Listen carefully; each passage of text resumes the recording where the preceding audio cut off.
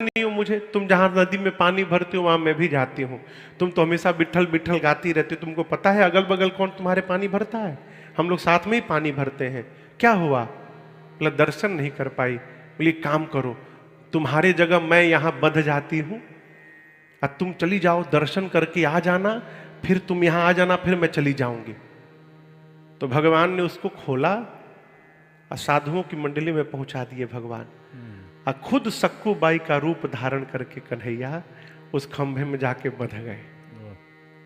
आप देखिए भक्त के लिए भगवान क्या क्या काम करते हैं।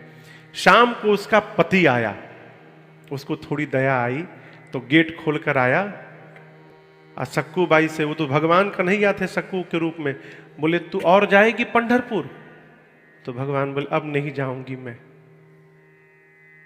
खोला रस्सी, बोला जा मेरे लिए कुछ बना के ला। अब भगवान गए, कुछ बनाकर भोजन लाए, तो भगवान के हाथ का भोजन कैसा होगा सोचिए। उसका पति जैसे खाया पहला निवाला, तू बनाई है, ऐसा आज तक क्यों नहीं बनाई, तो बड़ा अच्छा बनाई तू। अब वो जाके माता पिता को बोला सास ससुर खाएं। अब वो सक्कू बाई चली गई पंढरपुर और इधर भगवान सक्कू बाई बनकर उसके सास ससुर की सेवा करने लगे। पांव दबाते थे, उसके पति का पांव दबाते थे, उसकी मां का पांव दबाते थे, भोजन बनाते थे, झाड़ू पोछा करते थे। ये सब प्रेम करने लगे अब सक्कू बाई को। उधर सक्कू बाई गई पंढरपुर भगवान के धाम, कीर्तन करने लगे और पंढरीनाथ भगवान से कही प्रभु दोबारा इस जन्म में आना नहीं है, जीवन में मुझे अपने दरबारे ही प्राण त्याग करा दीजिए, मुझे कुछ नहीं चाहिए। और इतना कीर्तन की कि कीर्तन करते करते वो मर गई पंढरपुर में। अब ये कौन सी औरत है जो मर गई, कौन औरत है मर गई? तब तक उसके गांव के बगल के गांव के 4-5 लोग गए थे वहां। बोले अरे ये तो अमुक की बहू है सक्कू, यहां मर गई। अब नियम है तीर्थ में यदि कोई मर जाए तो उसका दाह संस्कार तीर्थ में होता है। वो 5 आदमी मिलके सक्कू का दाह संस्कार कर दिए। टेंशन में मालूम था कौन हुआ? रुक्मिणी मैया। कहा कि उनके स्वामी सक्कू बन करके वहां बैठे हैं। अब जब तक ये सक्कू जाएगी नहीं तब तक वो आएंगे नहीं। आई सक्कू तो सीताराम हो गई। रुक्मिणी मैया दौड़ कर आई, उसका राख जमा करके और फिर उसको जीवित की और बोली तुम्हारा मन का हो गया ना, तुम प्राण छोड़ दी, अब जल्दी जाओ, मेरे स्वामी फंसे हैं तुम्हारे घर में। तो ये सक्कू अब दौड़ कर गई तो भगवान नदी के किनारे जल लेकर, मटका लेकर के आए। अब बोले जल्दी अपने घर में तू जा। भगवान कन्हैया गए, ये घर में गई, किसी से कुछ नहीं बोली। इसको तो पता चल गया कि ठाकुर जी ही आए थे। सास ससुर की सेवा करने लगी, सबके विचार बदल गए थे। तब तक 4-5 दिन बाद वो 4-5 आदमी अपने गांव पहुंचे। सोचे कि उसके सास ससुर तो सब दुष्ट हैं, लेकिन बताना जरूरी है कि तुम्हारी बहू मर गई। तो वो 4-5 गए सक्कू बाई के घर में, जाकर उसके सास ससुर से बोले बहुत बुरी खबर है। बोले क्या हुआ? आपकी बहू मर गई, हम लोग उसका दाह संस्कार कर दिए। वो बोले भांग खा के आए हो का सवेरे सवेरे? सक्कू, अब जब घर से सक्कू बाई निकली तो ये 5 चिल्लाने लगे भूत भूत भूत। फिर सक्कू बाई ने सबको बिठा करके पूरी बात बताई।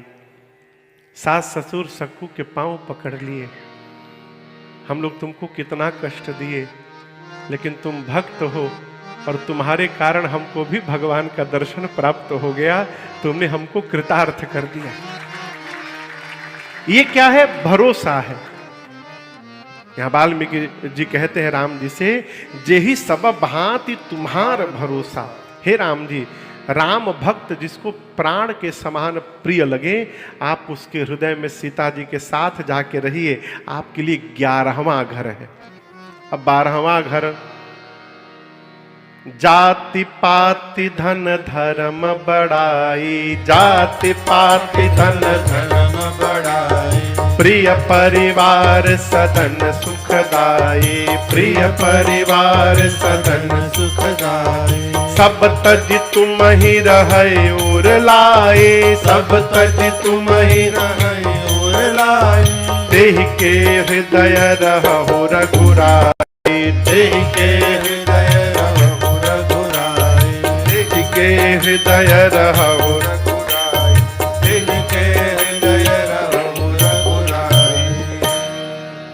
आजकल सबसे बड़ी समस्या हम किस जाति के हैं? शबरी को आप लोग जानते हैं? शबरी को जात से भीलनी थी। राम जी जब गए शबरी मैया के घर, शबरी को गुरु जी ने कहा था राम जी का पांव पखार लेना, उनको बिठा कर कुछ भोजन करा देना। राम जी जब भोजन कर ले शबरी, फिर राम जी की स्तुति करना। तो गुरु जी जैसा जैसा बोले थे शबरी करती गई। राम जी जब भोजन कर लिए ना, तो शबरी हाथ जोड़ करके रोने लगी। राम जी बोले क्या हुआ? शबरी बोली प्रभु गुरु जी कहे थे आपकी स्तुति करने के लिए, लेकिन मैं तो पढ़ी लिखी नहीं हूं नाथ। के ही विधि स्तुति करऊं तुम्हारी, अधम जाति में जड़मति भारी। अधम ते अधम अधम अति नारी, तिनमहु मैं मति मंद अघारी। शबरी मैया बोली प्रभु मैं जात से भील नहीं हूं, मैं पढ़ी लिखी नहीं हूं। हे पाप शत्रु, अधम हूं, अधम में भी अधम हूं। मैं स्त्री हूं प्रभु, मैं पढ़ी लिखी नहीं हूं। मैं आज गुरु की आज्ञा का पालन नहीं कर पा रही हूं। के ही विधि स्तुति करो तुम्हारी, मैं आपकी स्तुति कैसे करूं? मैं श्रेष्ठ जात की नहीं हूं, मैं ब्राह्मण नहीं हूं, मैं कोई मंत्र नहीं जानती नाथ। तो वहां राम जी ने एक बड़ी अच्छी बात कही। राम जी बोले शबरी इस बात को ध्यान से सुनिएगा। राम जी ने शबरी से कहा जाति पाति कुल धर्म बड़ाई, धन बल परिजन गुण चतुराई। कोई व्यक्ति जाति पाति से श्रेष्ठ हो, ब्राह्मण हो, ब्राह्मण में भी श्रेष्ठ गोत्रीय ब्राह्मण हो, गर्ग गौतम शांडिल्य गोत्र का हो, श्रेष्ठ कुल में उसका जन्म हुआ हो, जाति पाति कुल धर्मशील हो, उसकी खूब बड़ाई होती हो, संसार में प्रशंसा हो, धनवान हो, बलवान हो, गुणवान हो, उसका खूब ऐश्वर्य हो, परिवार हो, संपत्ति हो, व्यापार हो, माने एक व्यक्ति को जीवन में जो जो चाहिए उसके पास सब कुछ हो, ठीक। लेकिन शबरी ये सब कुछ होने के बाद भी यदि उसके पास मेरी भक्ति नहीं है तो वो मनुष्य उसी प्रकार है जैसे बिना जल का बादल होता है, किसी काम का नहीं होता है, उसका कोई अस्तित्व नहीं है। राम जी कहते मानव एक भक्ति करनाता, मैं केवल एक भक्ति का संबंध मानता हूं। ब्राह्मण है, उसके भीतर यदि भक्ति नहीं है किसी काम का नहीं है, शूद्र है, लेकिन यदि उसके भीतर भक्ति है तो मेरे लिए वो प्राण के समान प्रिय है। ये राम जी कहते हैं, भक्ति प्रिय केवल भगवान को है। यहां वाल्मीकि जी कहते हैं राम जी जाति पाति धन धर्म बड़ाई प्रिय परिवार सदन सुखदाई, इन सबको छोड़कर जो अपने हृदय में केवल आपको लेकर रखे, सब तजीर तुम्हारी रही उरल आई, केवल आपको माने राम जी, आप उसके हृदय में जाकर रहिए, आपको लिए उसका हृदय 12वां घर है। अब कितना बच गया? 2। 13वां स्थान सरग नरक अपबरग समाना, जहां तहां देख धरे धनुबान। भक्त कौन? जो स्वर्ग नरक की चिंता न करे। कहे हमारे साथ, हमारे पूज्य महाराज श्री कहते हैं, उनका पद है, महाराज श्री गाते हैं, कभी कभी हम भी गा लेते हैं, लेकिन हम उतना अच्छा नहीं गा पाते जितना अच्छा मेरे महाराज श्री ने इसको गाया है। हमारे साथ श्री रघुनाथ तो किस बात की चिंता, हमारे साथ श्री रघुनाथ तो किस बात की चिंता, हमारे साथ श्री रघुनाथ तो किस बात की चिंता, हमारे साथ श्री रघुनाथ गाइए तो किस बात की चिंता, हमारे साथ श्री रघुनाथ तो किस बात की चिंता, हमारे शरण में हाँ, शरण में हाँ, शरण में रख दिया जब माथ तो किस बात की चिंता, शरण में रख दिया जब माथ तो किस बात की चिंता, हमारे साथ गे रघुनाथ को किस बात की चिंता, हमारे साथ गे रघुनाथ को किस बात की चिंता।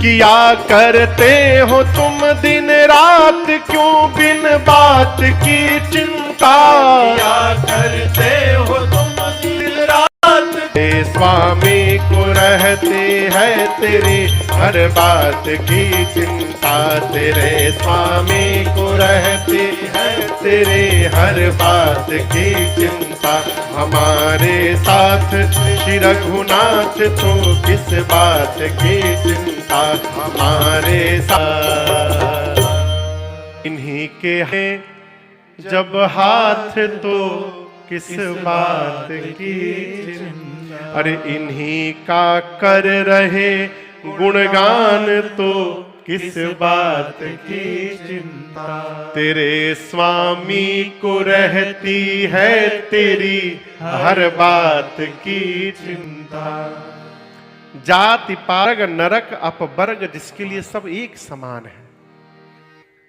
आदि जगत गुरु श्री रामानुजाचार्य भगवान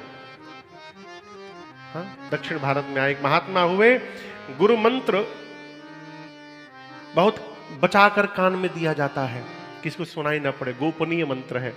एक महात्मा मंदिर के ऊपर चढ़ गए और जाकर भोंपू में जोर जोर से मंत्र बोलने लगे।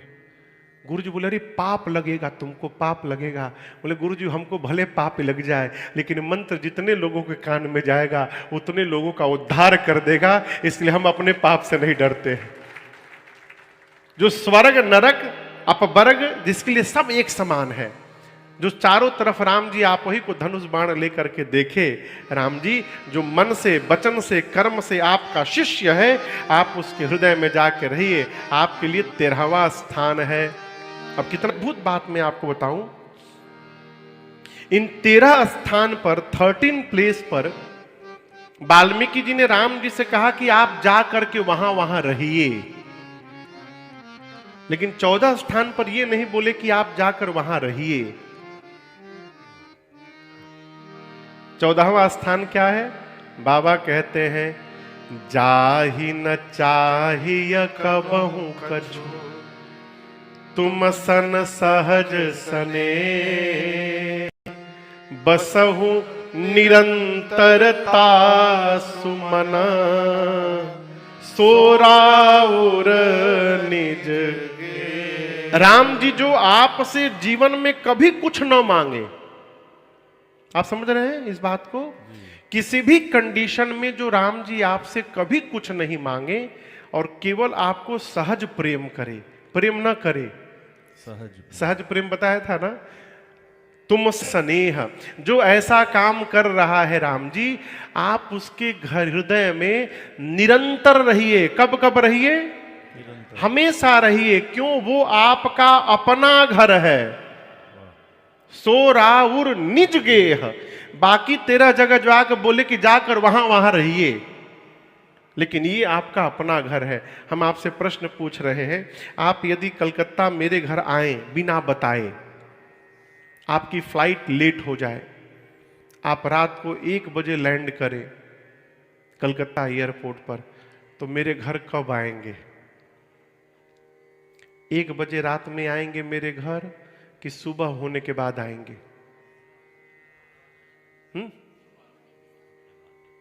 चाहिए, लेकिन कई अद्भुत अद्भुत महापुरुष वो उसी समय भी जा सकते, कोई बात नहीं। लेकिन मर्यादा कि आप किसी घर जा रहे हैं और बहुत लेट हो गए तो नहीं जाना चाहिए।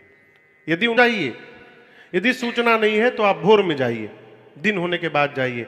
लेकिन यदि आप ऑकलैंड एयरपोर्ट पर उतरे, आपकी फ्लाइट लेट हो गई, आपके घर में किसी को पता नहीं आप आने वाले हैं, सरप्राइज देने वाले हैं, आपको आना था शाम को 7 बजे, आपकी फ्लाइट आई रात को 2 बजे, तो आप ऑकलैंड एयरपोर्ट पर मनकाऊ में वेट करेंगे?